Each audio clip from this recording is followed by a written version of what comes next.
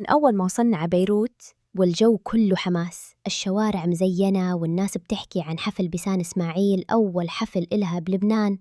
وصلنا على القاعة والأنوار مسلطة على المسرح والجمهور واقف يصفق وينادي باسمها قبل حتى ما تطلع.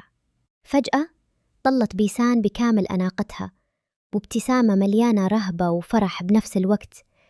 أول ما مسكت المايك قالت بصوت فيه ارتجاف خفيف: هاللحظة ما رح أنساها طول عمري. والجمهور رد عليها بصيحات وتصفيق خلى القاعة تهتز.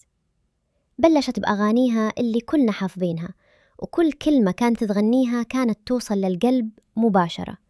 الأغاني اللي سمعناها طول الوقت على الإنترنت صارت قدامنا حقيقية بصوتها الحي وحضورها القوي.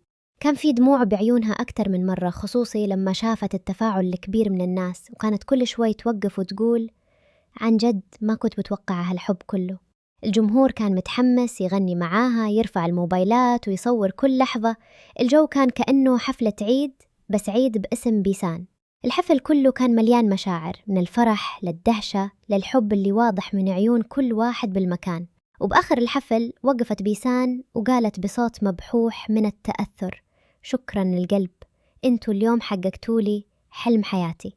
الليلة كانت أكتر من مجرد حفل، كانت بداية جديدة وخطوة كبيرة بحياتها الفنية، واللي حضر رح يتذكرها سنين لقدام.